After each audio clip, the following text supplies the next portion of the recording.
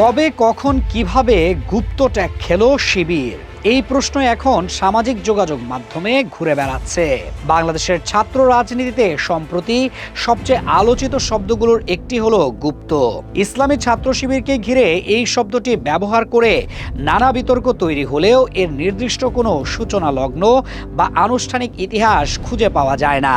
তবে দীর্ঘদিন ধরেই বিভিন্ন ছাত্র সংগঠনের মধ্যে একে অপরকে ট্যাগিং এর মাধ্যমে রাজনৈতিকভাবে কোণঠাসা করার প্রবণতা রয়েছে। 1976 সালের 6 ফেব্রুয়ারি রাজশাহী বিশ্ববিদ্যালয়ে ইসলামী ছাত্র শিবির প্রকাশ্যে রাজনীতি শুরু করে। পরবর্তী সময়ে বিভিন্ন ক্যাম্পাসে তাদের সক্রিয় উপস্থিতি দেখা যায়। প্রথমে রক কাটা দল হিসেবে ছাত্রলীগ শিবিরকে ট্যাগ দেয়, যার মাধ্যমে প্রচার হয় শিবির রক কাটে।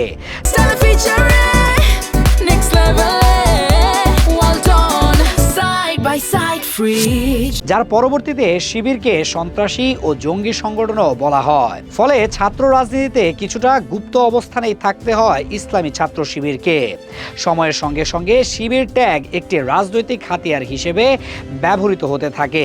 বিভিন্ন সময় অভিযোগ ওঠে কোনো ছাত্রকে প্রতিপক্ষ হিসেবে দমাতে তাকে শিবির হিসেবে চিহ্নিত করা হতো।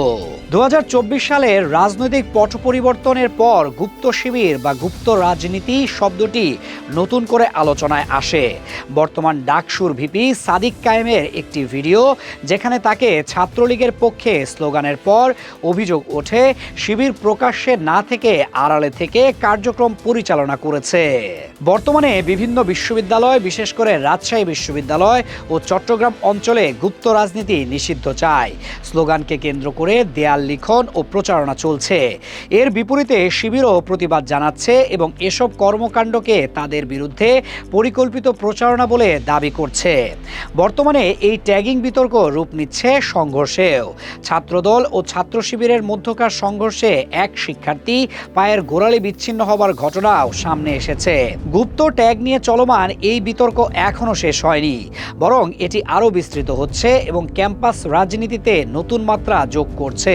তাই প্রশ্ন থেকেই যায়, এটি কি কেবল রাজনৈতিক কৌশল নাকি বাস্তবতার প্রতিফলন?